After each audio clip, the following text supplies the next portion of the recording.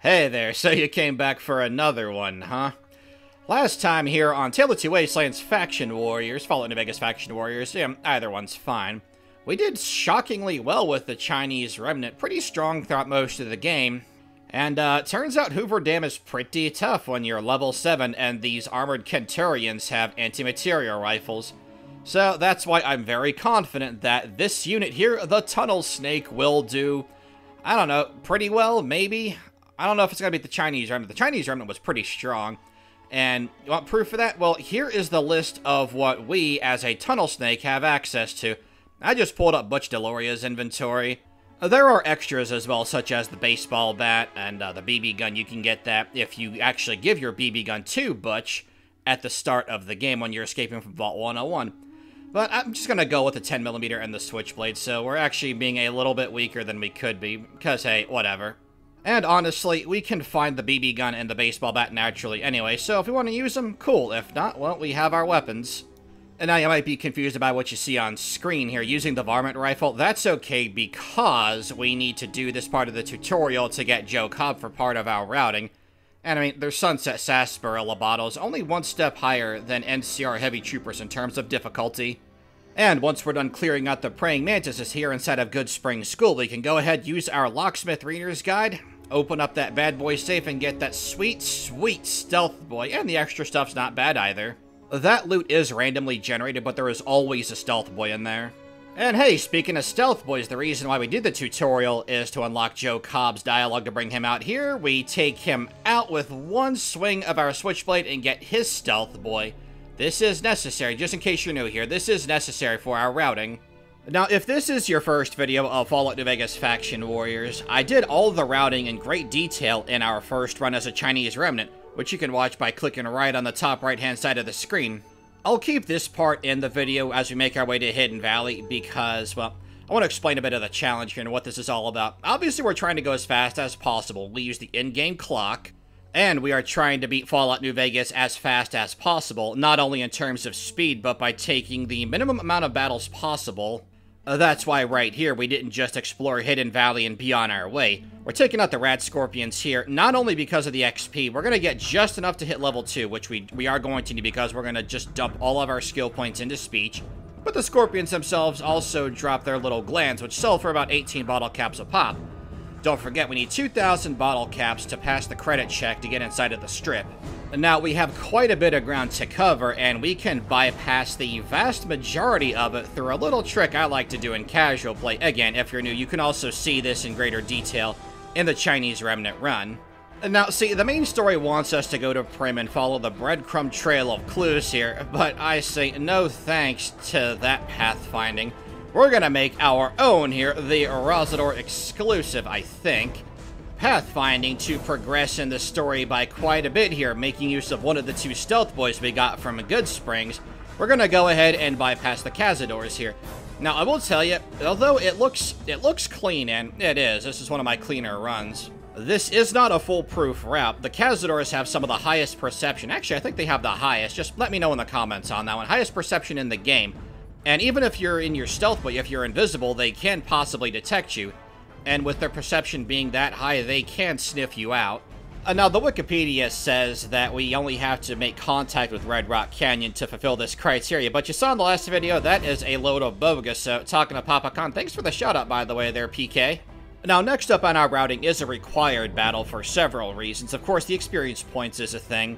But Cook and his fiends drop a lot of valuable loot that can help us build towards our 2,000 bottle cap credit check.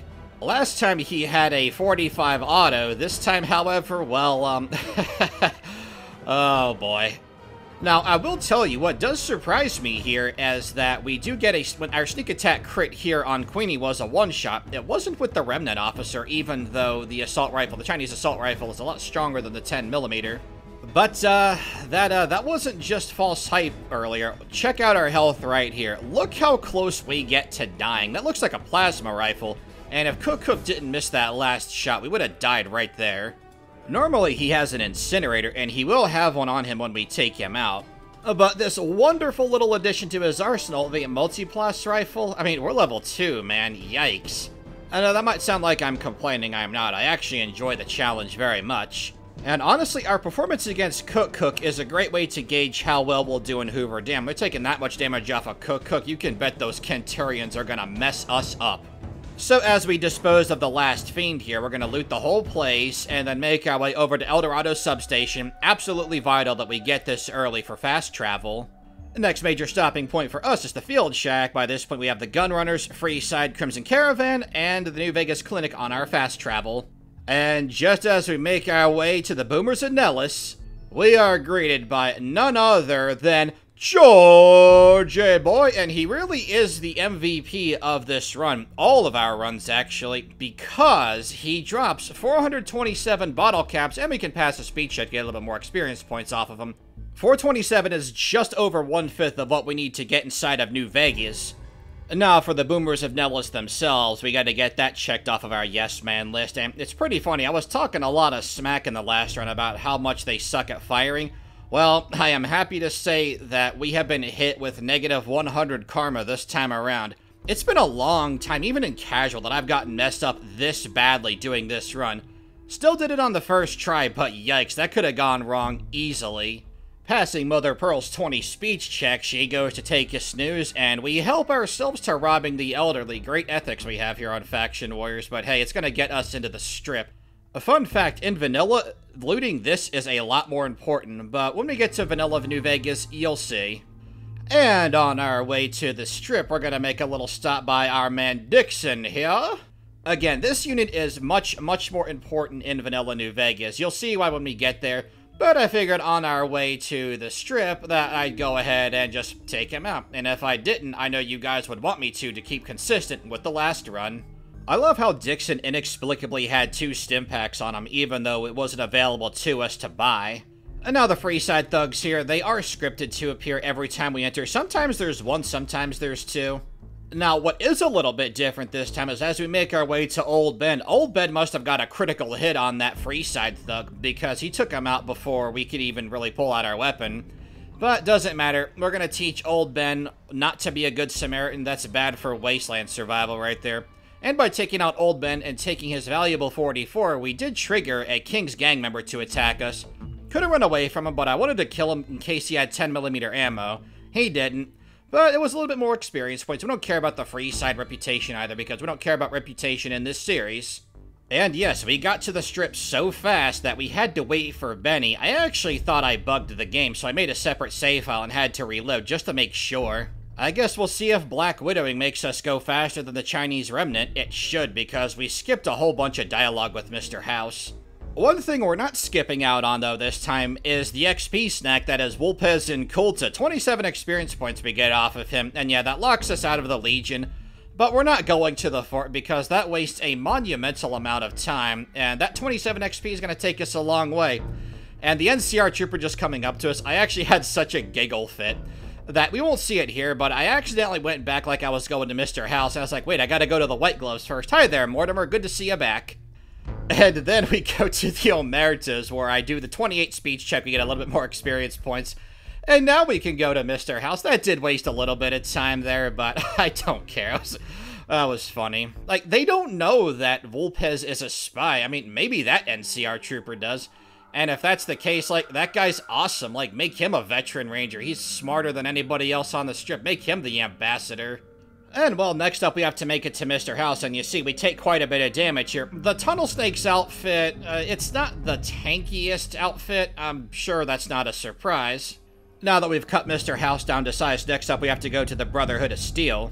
Now, get a load of this right here. We catch Ranger Dobson en route back to the bunker, and he has the audacity to say that we snuck up on him. Buddy, did you not see us in front of you? Like, you're supposed to be a ranger, man. You gotta have better vision than that. Well, maybe this is just standard for the NCR, because, I mean, we walk right into El Dorado substation. There's like half a dozen guys in there. We install the override chip in front of them, walk out, and go back to the strip like nothing ever happened. Yeah, I can see how well they're doing against the Legion without our interference. Now, as we make our way to Hoover Dam and get ready for the final battle, I'm gonna pop up the Pit-Boy and use a bunch of chems. This isn't arbitrary. I want to show you guys something real quick. If this was vanilla Fallout New Vegas, we would have Day Tripper at this point, because you need 25 to use 25 chems to get it. Tale of Two Wastelands, it's 50. You can use chems and alcohol to get it, but we didn't have enough for it this run. It would have been great to further boost the duration of stuff like buff out, but we don't really need it here because the great cons go down pretty fast, even with our much weaker unit this time around. I know that once we get to the Kenturians, though, that we're going to have to play it a lot safer, go a bit slower, because, well, our jacket, 10mm, and switchblade against their weapons. Now, we're going to let the Securitrons and the NCR Rangers handle that. Well, that's what I thought until this happened right here. So, the Kenturian's going after the Securitron, but he just kind of stands there, like, he's just rethinking his life choices. He's like, I know that tribe, the Tunnel Snakes, they rule. Oh man, I can't fight this lady. Oh wait, true to Butch. Okay, the first couple of them were shockingly easy, but we have a Prime Legionary joining their ranks here, so using some steady to make sure we're as accurate as possible here. We don't do too bad here either, although the VATS slowing down is eating up some of our time. However, that is necessary because it's either that or we get turned into a wheel of Swiss cheese. And as for the last of the Kenturians here, we get a super clutch critical hit and a beautiful headshot. And we don't have to fight the next wave that comes in. We can just go inside of the tower and then make our way to the NCR's best, their top guys. The two best soldiers this side of the Colorado. I don't even think our Bleak Venom's gonna be able to take these guys out. These absolute powerhouses, these savages. Instilling terrifying, uplifting laughter at those who actually like power armor, rather than this clunk of garbage metal here. I said this before. These guys had the bright idea of removing everything that made power armor awesome once they procured Brotherhood of Steel power armor. Just because, I guess, they're stuck in the medieval era and they think heavy armor is great in a desert. A great job, New California Republic. I can see why you're such an awesome faction. And hey, why let the fun stop there? Ever since killing those NCR heavy troopers, we've become aggroed to the NCR inside of Hoover Dam. I think it's because we killed that trooper, but whatever. We cut through the two troopers, and even the two rangers can hardly stand up to our mighty tunnel snake. And look at that. Quartermaster, Barden? Whatever. Trash. Well, decides he wants some too, and, well, he just lost his head over it. Now, in the Chinese Remnant run, I went ahead and cut to where we head further east to face down the Legate and the next wave of Kenturians. We'll go ahead and speed through that here. We just avoid the Legionaries, make a separate save, just in case because it's Fallout New Vegas. No big deal. Already off to a much, much better start as our Securitron blows the first Kenturian to smithereens. Well, unfortunately for us, we take quite a bit of damage from, I guess that's an anti-material rifle again. So, instead of being cute and trying to kill off another Kenturian, I'm gonna go ahead and just speed right by these guys, courtesy of our second stealth boy. Thanks, GeorgeKos, another awesome MVP of Fallout New Vegas Faction Warriors. Moving on here, and okay, I lied. I had to kill one of these guys for how brutalized we got last time. I needed a little bit of cathartic revenge, pardon me. Now, if this is your first video, you saw us take Logan's Loophole at the start of the run here, and it's here where we really start to see that come into full effect here. Logan's Loophole doubles the duration of chems and other items. Included amongst those items is our trusty stealth boy. Thanks to our boy GeorgeKos, we're able to get up to Legate Lanius here. We convinced him that the tunnel snakes are awesome and we should have the Mojave, and he's like, you know what? Yeah, you're right. I remember that Butch guy. That Butch guy is some scary stuff. So he leaves. Now, we do have one more... yeah, obstacle. I'd call it an obstacle if we were doing like an old playthrough just to shoot this guy. But, I mean, for this series, General Oliver can't even get his dang hat on. You know, it's kind of fitting that this guy leads the pack of losers, that is the NCR. He can't even get his hat on right. They're all just like, oh man, there's like 5 Securitrons outside. We could totally take them, but thanks to one speech check, we have established dominance of the tunnel snakes here in the Mojave. Or have we?